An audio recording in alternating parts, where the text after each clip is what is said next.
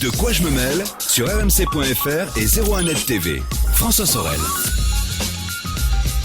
Bonjour à tous, ravi de vous retrouver pour De quoi je mêle, l'actualité des nouvelles techno. Vous le savez, chaque vendredi sur rmc.fr version audio et la version vidéo qui vous attend sur 01net TV. De quoi je me mêle, De quoi je me mêle un petit peu plus court que d'habitude, mais on souhaitait être là, malgré le fait que je sois en vacances. Tout à l'heure, on retrouvera Victor Jakimovic. Victor qui a testé un truc génial, muscler ses abdos grâce à une appli tout en regardant la télé, sans rien faire et sans bouger. Et oui, ça existe. Est-ce que ça a marché? Est-ce que Victor a des abdos en béton? On verra ça tout à l'heure. Et puis il y aura aussi d'autres petits produits high-tech que Victor a testés pour nous. Ce sera tout à l'heure dans De quoi je me mêle.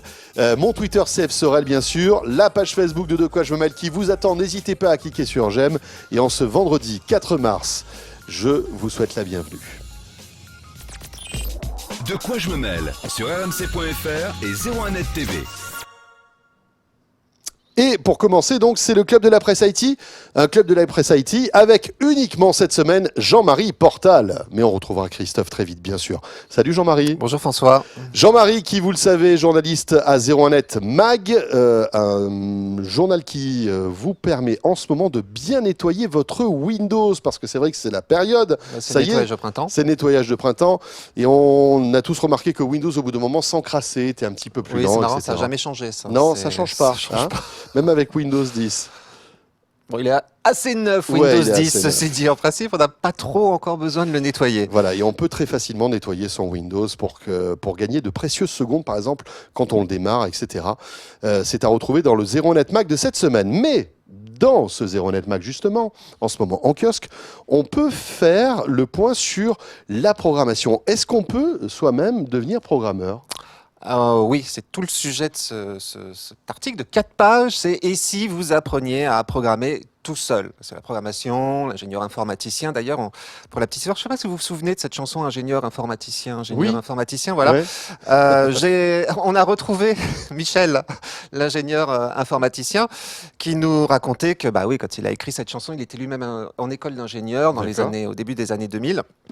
Et que c'était suite à une soirée où un de ses camarades de classe l'avait saoulé avec Windows 98 et que donc il avait écrit cette chanson qu'il avait saoulé tout court, qu'il qualifie lui-même de carrément débile, et que vous pouvez retrouver d'ailleurs encore sur YouTube. Et c'est vrai qu'à l'époque, l'informaticien, c'était, comme il le dit lui-même, jean basket, chemise à fleurs en tergale, etc. Sauf que ça a bien changé quand même depuis. Maintenant, l'informaticien, c'est plutôt un geek, et le geek, c'est la revanche du geek, c'est plutôt à la mode. Ouais.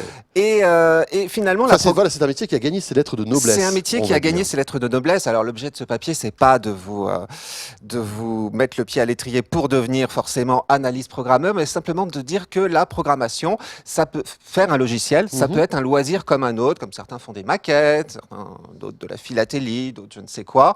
Vous pouvez apprendre à programmer tout seul, sans forcément passer par les bancs de la fac. Et cela dit, ça peut susciter des vocations. On peut peut-être se dire, bah tiens, je vais tenter. Et puis si ça nous plaît après, pourquoi pas, en faire son métier. On peut effectivement, au final, en faire son métier parce que aujourd'hui, c'est un métier qui est très recherché. On est plutôt en déficit d'informaticiens. Et d'ailleurs, donc, dans ce papier, on vous présente un certain nombre de sites qui vous permettent de vous initier vous-même à la programmation et de façon extrêmement ludique, parce on peut commencer très, très bas avec juste les concepts de base en s'amusant, en utilisant des sites qui sont d'ailleurs utilisés généralement pour apprendre aux enfants la programmation, mais les parents sont aussi les bienvenus. Je pense à code.org qui est soutenu entre autres par Mark Zuckerberg et Bill Gates, qui est un site américain mais avec du contenu en français où on peut apprendre en s'amusant à commencer à manipuler un petit peu du code et par exemple à reprogrammer le droïde BB-8, vous savez, du dernier Star Wars, pour aller chercher de la ferraille. Donc voilà, et c'est un petit jeu de Lego au début où on apprend juste la logique, un petit peu de programmation, et puis on va pouvoir se familiariser comme ça avec d'autres sites comme silentteacher.fr toxicode.fr a commencé à manipuler des variables, parce que dans les programmes, il y a des variables. Et puis, de la même façon, avec scratch.mit.edu, a commencé à faire des programmes aussi sans taper de code. Et en fait, on Là, peut on est aller sur le assez MIT, loin. hein, carrément. Hein. C'est le MIT qui a mis ça au point. Ouais. C'est un programme, un site qui est conseillé pour les enfants, mais où les adultes vont aussi pouvoir s'amuser. On peut faire des choses assez évoluées. Tout dépend de son niveau d'intérêt pour la programmation. Alors, dans ce papier, on vous donne tout le parcours du développeur en herbe pour ensuite se familiariser avec le code source. Parce qu'à un moment, il faut bien regarder la face cachée des logiciels.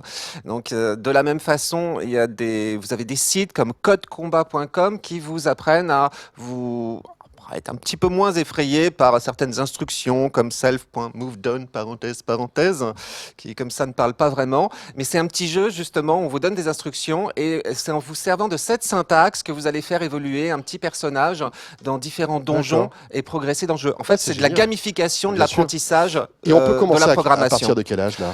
On peut commencer à tout âge. Hein. Il y a des clubs d'informatique.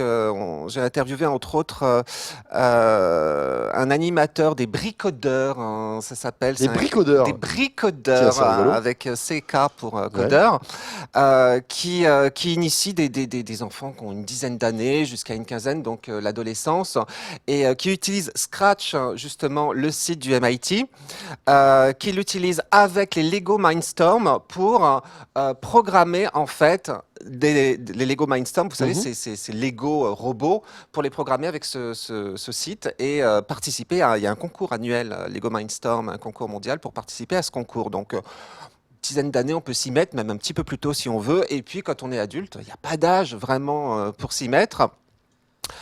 Après, il faut évidemment appréhender la logique de programmation et on a justement un ancien professeur de l'université Paris-Descartes qui pendant 40 ans a enseigné l'algorithmique programmation, qui lui-même, Daniel Guillaume, qui lui-même nous disait: c'est juste du bon sens. Il n'y a pas de prérequis pour apprendre l'informatique, pour apprendre à programmer.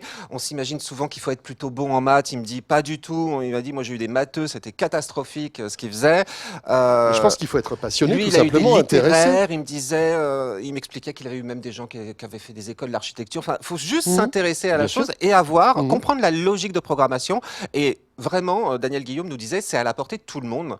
Parce qu'un programme, ce qu'il faut savoir, c'est qu'on commence par le dessiner avant de vouloir taper du code directement. C'est ce qu'on appelle l'algorithmique. C'est simplement savoir schématiser un problème avec des petites cases, des petites flèches. Je pose des questions, je mets des réponses. Et on vous donne les adresses justement pour vous initier à ça. Après, il faut peut-être pas viser non plus trop. Si vous envisagez de faire un jeu en 3D type World of Warcraft ou Call of Duty. Là, je pense qu'il faut avoir un peu de bouteille quand même. Voilà, vous allez très vite vous décourager. Donc, il faut aussi savoir viser petit, des petits programmes. Comme disait Daniel Guillaume, si on vous fiche de vous après, vous avez qu'à dire c'est moi qui l'ai fait. Vas-y, si tu arrives à faire la même chose que moi. C'est ça. Voilà. Mais on peut commencer par faire des petits programmes pour apprendre à, je sais pas, vous rentrez 3 nombres au clavier et l'ordinateur vous dit quel est le plus grand.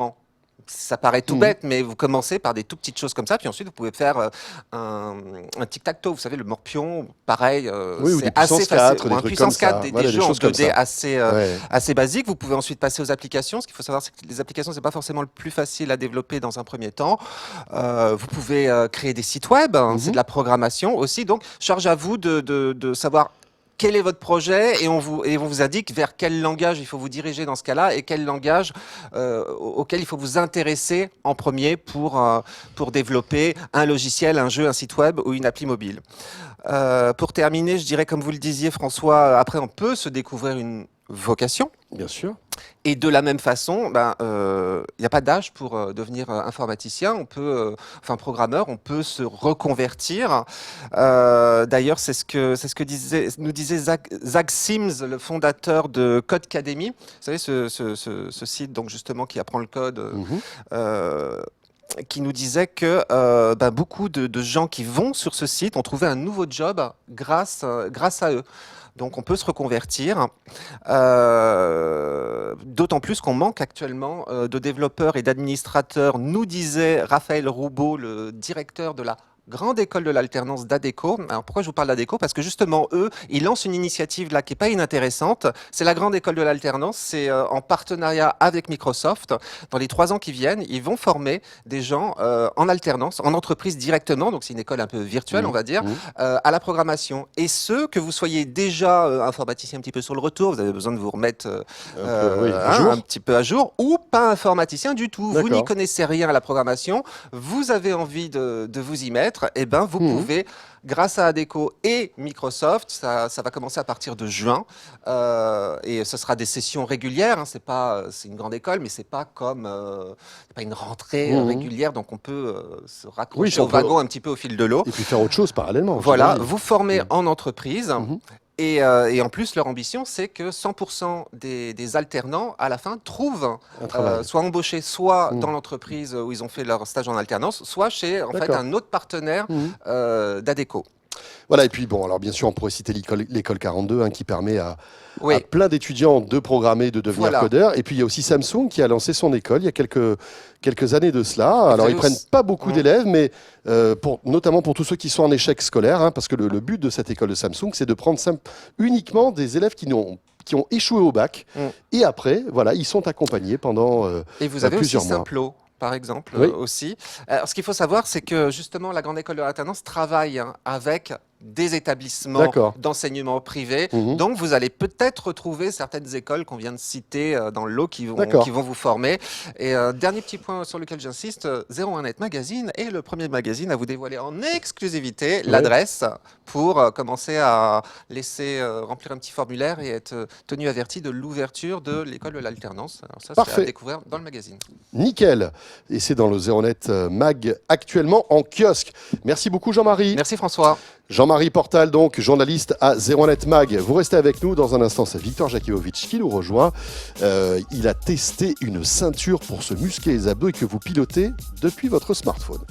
Ça a l'air pas mal. Est-ce que ça a marché? Le verdict dans un instant. À tout de suite. De quoi je me mêle sur rmc.fr et 01net TV.